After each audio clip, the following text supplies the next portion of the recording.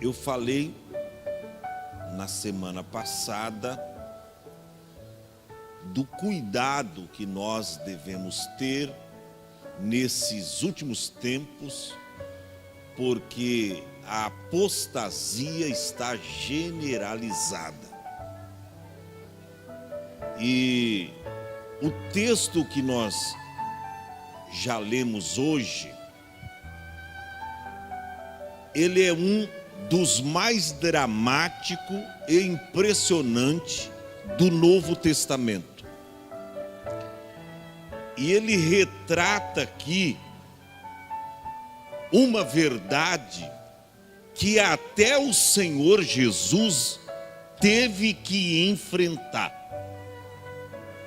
Às vezes, humanamente falando, os pastores da atualidade, nós pastores, dirigentes de congregações, nós ficamos aborrecidos, chateados, quando alguém nos abandona, quando alguém sai da igreja, quando alguém abandona a fé, quando alguém pratica a apostasia, a negação da autêntica fé em Deus, recuando, retrocedendo atrás.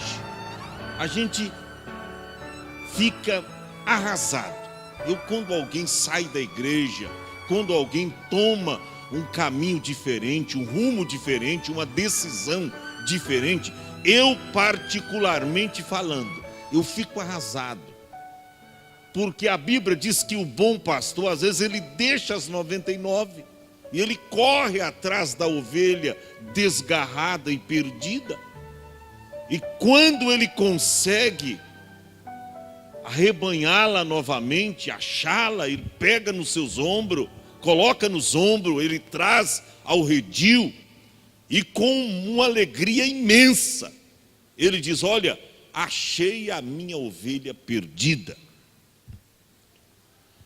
Preste atenção, Jesus também enfrentou este mesmo problema quando ele foi abandonado. Não foi só pelos 70 discípulos aqui.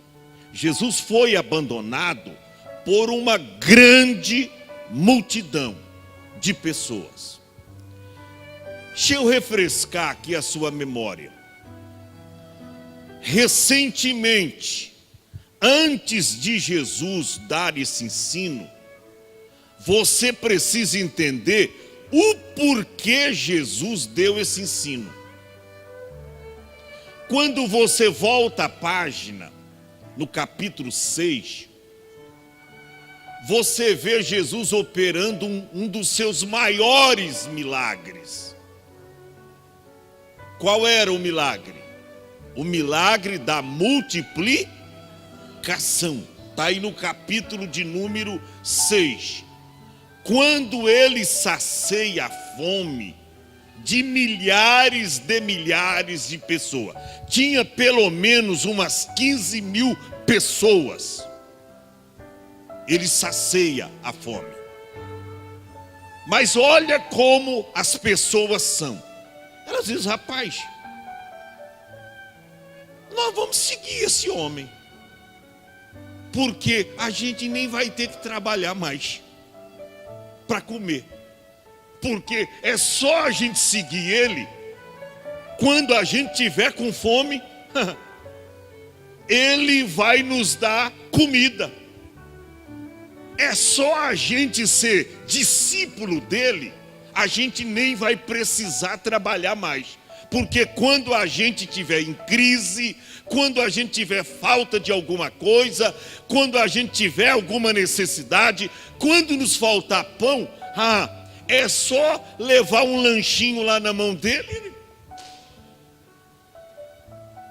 Por isso que Paulo, eu acho que ele pensou nisso quando disse lá em uma das suas cartas paulinas. Ele diz: aquele que não quer trabalhar, que também não coma.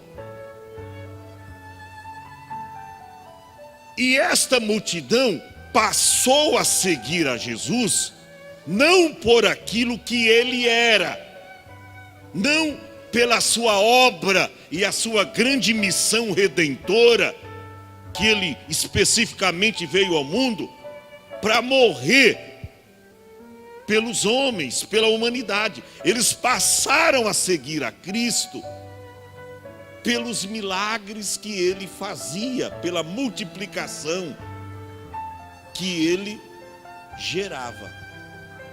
Pastor, o senhor tem base bíblica para dizer o que o senhor está, para mostrar o que o senhor está afirmando aí? Tenho. Aonde está? Capítulo 6. Olha, os versos 24. Isso aqui é para abrir, isso aqui, meu Deus, isso aqui é estudo para 2 horas. Ó, verso 24. Vendo, pois, a multidão, que Jesus não estava ali, nem os seus discípulos, entraram eles também nos barcos, e aí não era 1, 2, 3, era vários barcos, e foram à procura dele para onde?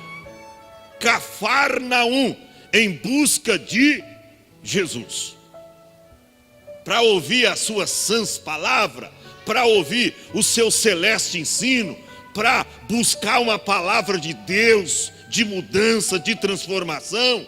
Era isso que eles estavam interessados, procurando Jesus. Jesus já tinha operado o milagre, capítulo 6. Eles já haviam saciado lá no deserto a fome. Eles diziam, rapaz, vamos ser seguidor desse homem. A gente nem precisa trabalhar mais. Vamos ser seguidor. Então eles começaram a seguir Jesus. Ah, tá bom, você leu o verso 24. Vamos para o 25. E encontrando-o e achando-o, aonde? Do outro lado do mar, disseram-lhe, Rabi, como chegaste aqui? Chegou logo aqui, Rabi. Nós estamos te procurando. Chegou logo, Rabi. Como chegaste aqui? Ó a resposta.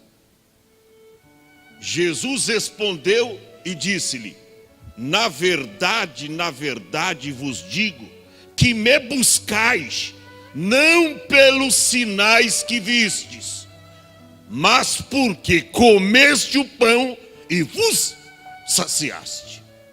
Ou seja, vocês não estão me buscando pelos milagres que eu faço, porque eu me declarei filho de Deus, porque eu declarei para vocês a minha missão redentora. Não, mas vocês estão me buscando por coisas materiais, uma figura típica da geração hoje, que estão a maioria das igrejas barganhando com Cristo. Senhor, eu te dou isso, vai me dar aquilo. Até o dízimo a pessoa não dá mais espontaneamente, com espírito de liberalidade, de voluntariedade de coração, com disposição de coração. Ela diz, não, o que eu vou dar, eu quero ver se Deus vai me dar em troca, de volta. Eles estavam buscando a Cristo por causa do pão. Ele diz, vocês não estão me buscando por causa dos sinais que viste. Não, mas porque comesse o pão e vos saciasse. Trabalhai, não pela comida que perece, mas pela comida que permanece para a vida eterna, o qual o Filho do Homem vos dará, porque a este o Pai, Deus o confirmou. Aí eles ouviram aquilo chateado, cara sisuda. Aí diz, a gente vai ter que responder alguma coisa. A gente vai ter que falar alguma coisa. Senhor, o que a gente tem que fazer para executar as obras de Deus? Verso seguinte, filho. Acompanha aí. Disseram-lhe, pois, que faremos para executar as obras de Deus? Aí, Jesus começa a falar de um pão que não era o pão que saciava a fome deles, mas era o pão que desceu do céu, Aí Jesus começa a se apresentar como... Tem gente que fala a partir do verso 60 sobre os discípulos abandonando Jesus, a multidão, mas não mostra isso, por que eles estavam abandonando. E por que Jesus deu um dos seus mais duros sermões? Porque Jesus viu que eles estavam interessados não nas coisas espirituais, eles estavam preocupados com a comida, com as coisas materiais. E o que Jesus deixou registrado em Mateus capítulo 6, verso 33?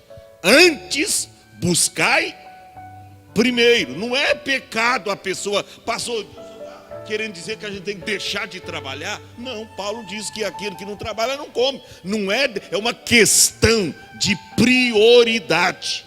É você priorizar. Diz, buscai primeiro. Não é que você não tem que buscar as outras coisas. Busque primeiro o reino de Deus. Vai ser mais fácil. As coisas vão vir com mais facilidade quando você priorizar o reino. Busque primeiro o reino de Deus. E as demais coisas vos serão acrescentadas. Elas virão mais facilmente quando você saber priorizar o reino. Era exatamente acerca disso que Jesus estava falando. Quando ele então aplicou o sermão, porque eles perguntam, e aí Jesus começa, né? Verso 32, você vai ver, disse-lhe, pois Jesus, na verdade vos digo, que Moisés não vos deu o pão do céu, mas meu Pai vos dá o verdadeiro pão do céu. E ele vem se revelando ao povo, ele vem se revelando à multidão e aos discípulos, particularmente. Ele vem contando tudo, ele vem falando desse pão do céu. Ele diz no verso de número 35, ele diz, e disse-lhe Jesus, eu sou o pão do céu, eu sou o pão da vida, aquele que vem a mim não terá fome, e quem crê em mim nunca terá sede. Então ele vem falando isso aí. Como na mentalidade deles era apenas coisas materiais que eles estavam buscando, quando Jesus fala de coisas espirituais, eles se sentem confrontados. Eles se sentem o quê? Confrontados. Por quê, pastor? Porque nesse capítulo nós encontramos o mais duro discurso de Jesus. Em toda a Bíblia, duas cenas foram as mais duras de Jesus. A sua entrada triunfal em Jerusalém, quando ele se apresentou no templo. Aqueles cambistas, vendedores de pombos e fazendo negociata na casa de Deus. E ali Jesus teve uma reação dura, enérgica. Foi duro com aqueles homens, escribas e fariseus. E esta outra atitude de Jesus, porque ele tira eles da visão materialista e coloca eles numa visão espiritual do reino, da sua missão. Até porque o reino de Deus não é comida e nem bebida, mas é gozo, paz e alegria no Espírito Santo. Então, quando Jesus começa a falar de coisas espirituais, eles se sentem confrontados. E olha, sabe por quê? Esse é o mais duro discurso de Jesus, irmão. Preste atenção. Sabe por quê? As pessoas só crescem quando elas são confrontadas. Que isso, pastor? É verdade. As pessoas só crescem quando elas são confrontadas. Quem não é confrontado não cresce. É por isso que dá facilmente para você descobrir quem é teu verdadeiro amigo ou amiga, ou quem não é teu verdadeiro amigo ou amiga. Olha para cá, se o teu amigo ou amiga sabe que você cometeu um erro, ouviu você cometendo um erro, e passa a mão por cima, diz, não, assim, a carne é fraca, sabe? É assim mesmo. E ele não fala umas verdades para você, em nome do Senhor, este é um falso amigo. Porque os verdadeiros amigos nos confrontam.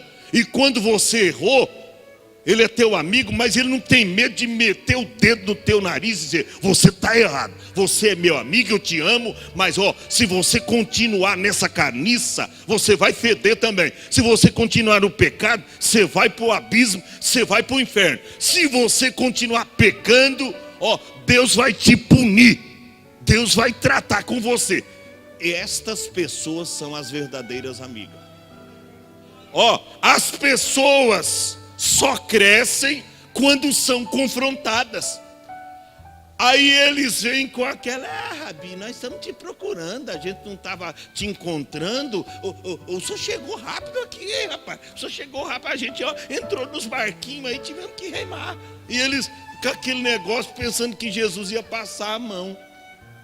Jesus taca-lhes uma doutrina, um ensinamento, falando das coisas concernentes do céu. E eles, desabam. Porque a visão era materialista. Eles estavam procurando Jesus só por causa do comes e bebes.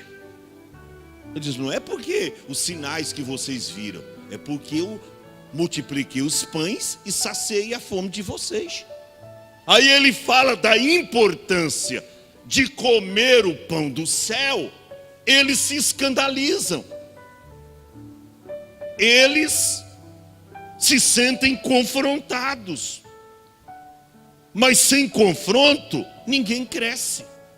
Você quer ver? Diga só sim para o seu filho. Ele te pede isso. Sim, meu filho, vou fazer. Mãe, eu queria um tênis daquele da Nike, sabe? Mãe, é caro, mas... Não, minha filha, eu passo o cartão, eu fico endividada. A gente tem que fazer tudo pelos filhos mesmo. Você vai e compra. O filho pede isso, faz tudo que você quer, que ele quer. Vai fazendo. Tá? Daqui a pouco, ele vai te colocar numa coleira, tá? E vai te puxar assim. E não vai saber na sua casa quem manda de verdade. Porque o filho vai mandar em você. A filha vai mandar em você. Quem cresce sem ser confrontado, sem disciplina, meu irmão. O verdadeiro pai, a verdadeira mãe, é aquele que confronta o filho que está errado.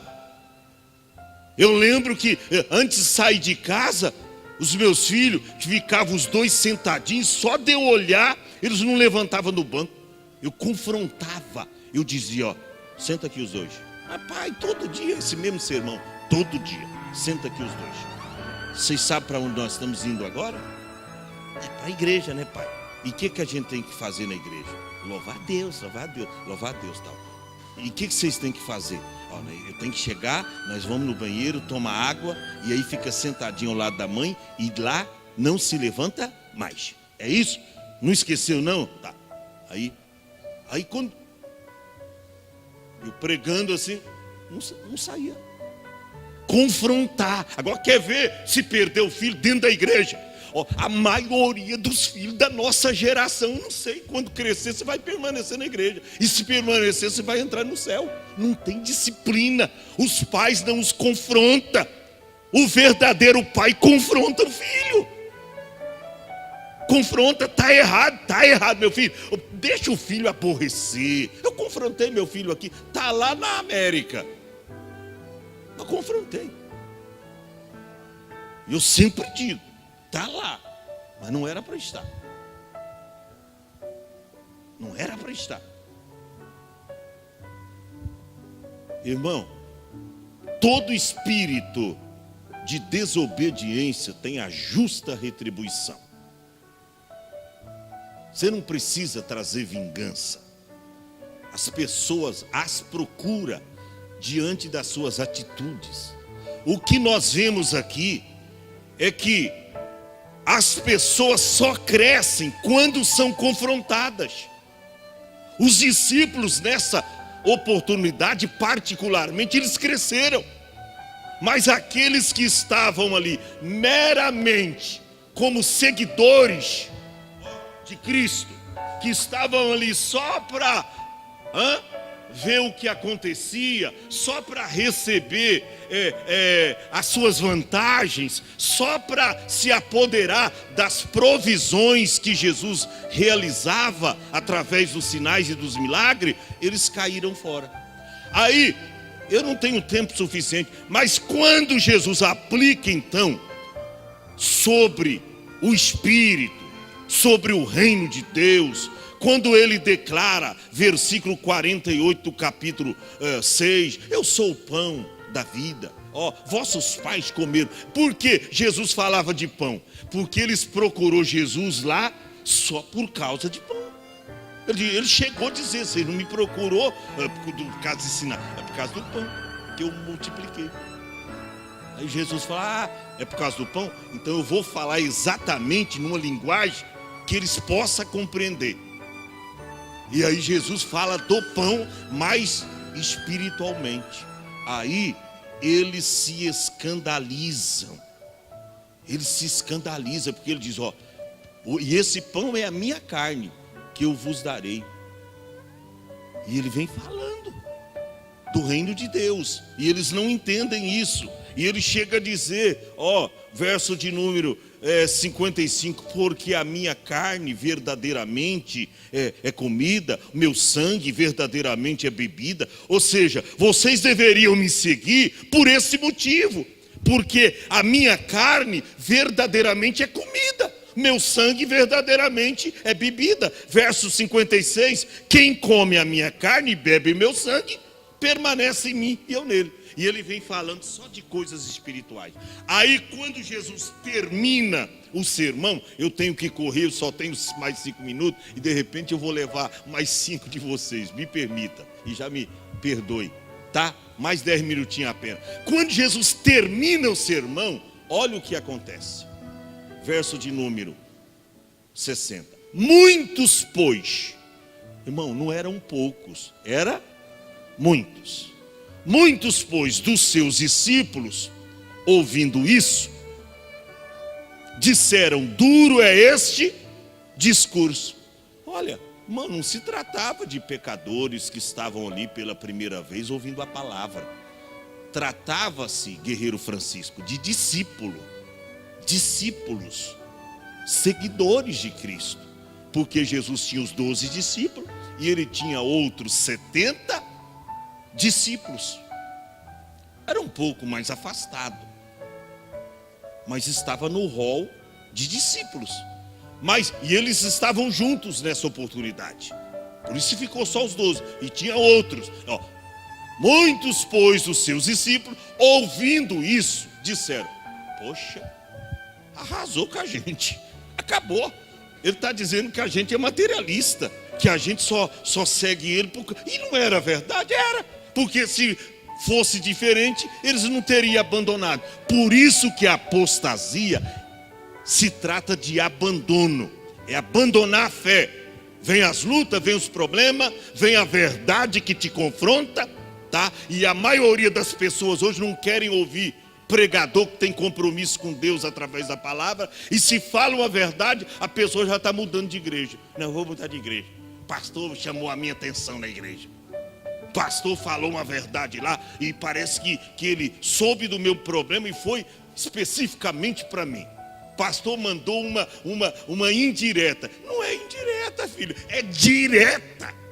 Não é indireta, é a direta de Deus para a gente. Esse negócio mandou uma indireta. Que indireta? É direta mesmo para mim, para você, para A, para B, para C, para todo mundo. Não é indireta, é direta.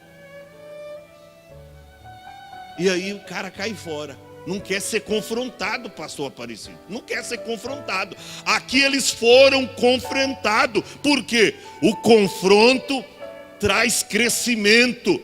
Confronto faz crescer. Quem não é confrontado não cresce. Quer ver o filho ficar aí preguiçoso em casa? O pai não confronta. Meu filho, vai lá, faz isso aí, ajuda sua mãe a varrer a casa. Meu filho, tem uns matinhos lá, eu vou preparar uma enxadinha. Meu pai fazia isso comigo, uma enxadinha. O cabo ele pegava de bambu para ficar mais maneiro. A enxadinha era diminutivo das enxadas grandes, que ia amolando, aí ficava um toquinho. Você lembra aí? Aí diz, essa aí é para você, meu filho. É mais pequena, tal. E punha um cabo de bambu, né? E aí ficava maneira. Ó, vai capir o mato aí em volta da casa. Confrontar. Hoje não tem isso. O filho fica lá no videogame. Mãe, traz comida para mim, mãe. Lá na sala. A coitada limpa o sofá, limpa a sala. Daqui a pouco tá arroz, feijão, prato jogado lá. O filho suja o tapete que a empregada limpou, que a mãe lutou para limpar. E tá lá, mãe, traz água. Aí vira o copo de água lá, porque tá ligado ao videogame. Ô, irmão, a coisa tá assim. Os pais não confrontam mais os filhos. Eles erram aqui, erram ali. Hoje eu não vou na escola, não vai. O pai não confronta, sabe? Não pega uma varinha. O senhor disse ontem, né, com muita... Tem um lugarzinho aqui bem macio, irmão. Olha um lugarzinho aqui, é para bater. O pai não faz isso. Aí, meu filho, o filho cresce sem disciplina. Então, sem confronto, sem confrontar, não há crescimento. Aí Jesus disse, eles disseram, duro é esse discurso, quem o pode ouvir? Verso 61, sabendo, pois, Jesus em si mesmo, que os seus discípulos não eram os não crentes, quem murmurava era os discípulos, sabendo Jesus que os seus discípulos murmuravam, porque tem gente que pensa que murmuração é um ato de mulheres. Não, as mulheres é as que mais murmuram na igreja. Irmão, tem homem que murmura terrivelmente, viu, rapaz? Tem uns homens que murmuram. Alguém diz, mulheres que mais murmuram na igreja. Não, irmão, tem muitos homens que é mais murmurador do que as mulheres. Muitos discípulos murmuraram a respeito disso. E disse-lhe, isto vos escandaliza? Isso escandaliza vocês? Que seria, pois, se visse o Filho do Homem subir para onde primeiro estava? O Espírito é o que vivifica. A carne, quando ele diz aqui a carne para nada aproveita, ele fala, vocês estão correndo atrás do alimento carnal. A carne vai se desfazer, essa carcaça terráquea de você, isso vai se desfazer. A carne para nada aproveita. E as palavras que eu tenho dito a vocês são espírito e vida. Mas olha o resultado, mesmo ele explicando, verso 44 ou 64. Mas há muitos de vós que não creem, porque bem sabia Jesus desde o princípio quem eram os que não criam e quem era o que o havia de entregar. E dizia, por isso vos disse que ninguém pode vir. Aí isso foi porque eles estavam procurando Jesus, seguindo Jesus. Aí eu disse, por isso eu disse para vocês que ninguém pode vir a mim se meu Pai lhe não for concedido. Quer ver o resultado? Desde então, verso de número 66. Desde então, muitos, não era pouca gente. Você vê que a apostasia é em grandes multidões. Eu estou preocupado, as igrejas, no geral, ontem o senhor falou aqui, tem um pouco mais. Mas a nossa também já está crescendo, tem crescido. Mas não tem crescido no desenvolvimento populacional do Brasil ou do mundo. num caso mais específico. A igreja nunca cresceu tão pouco como tem crescido hoje. Se você fazer um levantamento do crescimento populacional do mundo ou do Brasil, num caso mais específico, você vai ver que a igreja está muito aquém do seu desenvolvimento populacional. Irmão, é necessário que a igreja se mobilize, impulsionada pelo Espírito Santo de Deus, para expandir o reino de Deus aqui na terra e para crescer mesmo na proporção que Deus quer. A Bíblia diz que desde aquele momento, aquela hora em diante, muitos dos seus discípulos fizeram o quê? Tornaram para trás e já não andavam mais com ele. Nós não queremos mais ser seus seguidores. Nós não queremos mais andar com o Senhor. Desistimos. Chega. Só porque um discurso. Oi? O abandonaram. Abandono é a negação da autêntica fé. Eles receberam uma fé através da palavra, porque tudo é pela fé. A Bíblia diz que a fé vem pelo ouvir. Ouvir o que? A palavra. Eles estavam ouvindo a palavra, mas só por causa de um sermão duro que os confrontou, eles abandonaram Jesus, voltaram atrás. E eles dizem, nós não queremos andar mais com ele. Aí Jesus se dirige a quem? Verso 67. Então disse Jesus aos 12: quereis vós também retirar-vos? Por quê? Porque já tinha se retirado a multidão, tá? Quando ele estava dando o ensino, e depois, finalmente, os 70 discípulos. Aí ficou só 12. Aí ele falou, já que foi a multidão embora, você não vê mais aqui a multidão, você não vê mais aqui os 70 discípulos, só ficou 12. Aí ele se dirige aos 12: quereis vós também retirar-vos? Respondeu-lhe, pois, Simão Pedro: Senhor, para quem iremos nós? Olha a diferença, só tu tem o milagre que nós queremos? Só tu tem a grana que nós precisamos, o apartamento novo, a casa nova? Não, ele não disse isso. Só tu tens a palavra. Irmão, busque a palavra na igreja. Busque o pregador que tem a palavra. O povo às vezes quer pregador que revela. O pastor tem que trazer aqui pregador de revelação, para revelar aí. Irmão, revela, e não muda nada na sua vida, meu irmão. Deixa de ser bobo. O camarada revela uma vez, 2 vezes, e mudou alguma coisa. Não muda, porque não é Deus que está revelando, é o pregador. Agora isso aqui não, irmão. Isso aqui, quando fala com a gente, às vezes joga a gente lá embaixo, mas depois tira a gente lá de baixo e joga para cima. Aleluia. Isso aqui confronta a gente, ensinando o caminho que nós devemos andar. Pedro diz: para quem iremos nós? Nós não estamos aqui. Em outras palavras, Pedro estava dizendo: nós não estamos aqui por causa de pão, por causa de comida. Nós não estamos aqui. Só tu tens as palavras de vida eterna. Verso 69. E ele disse: olha, e nós, olha que coisa linda, irmão. Isso aqui é lindo demais, tá?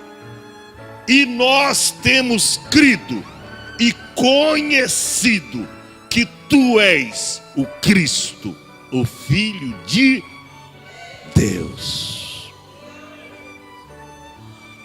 Tem um outro banner aí. Apostasia é pecado?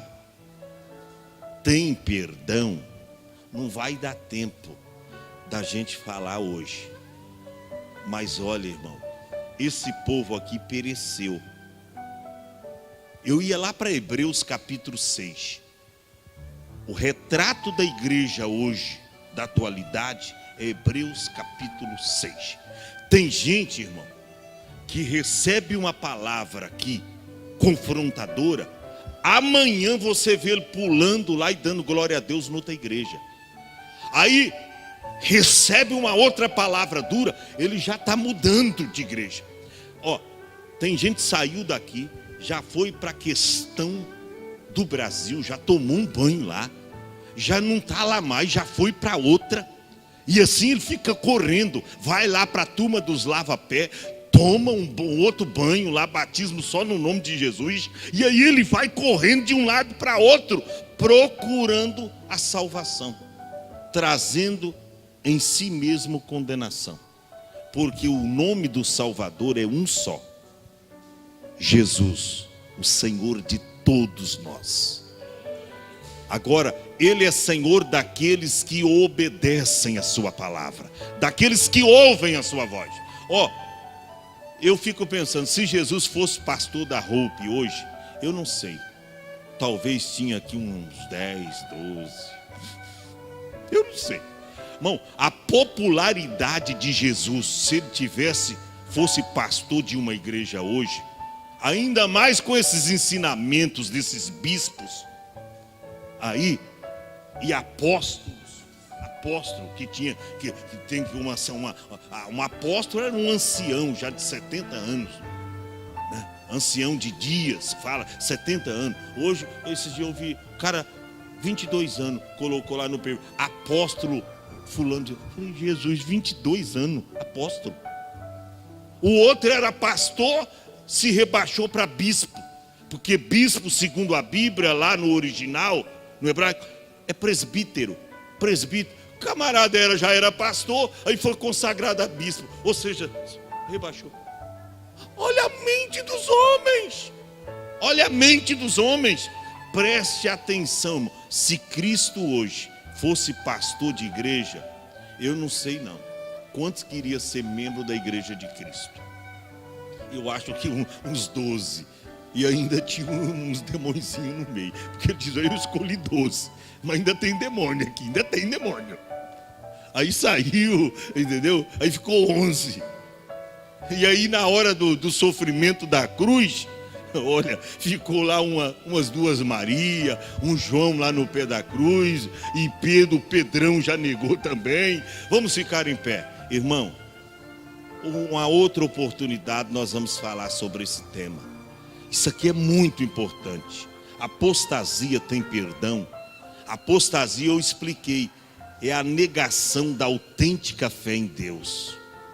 Cuidado, irmão, não negue a fé, ainda que venha luta, né, irmã Deise? Se a senhora fosse contar todos esses anos de crente, tantas lutas que a senhora já passou, a última agora perdendo o seu querido esposo, 90 e tantos anos, mas está aí, ó, exemplo de compromisso e de fidelidade com Deus. Ela poderia estar nessa idade de estar em casa.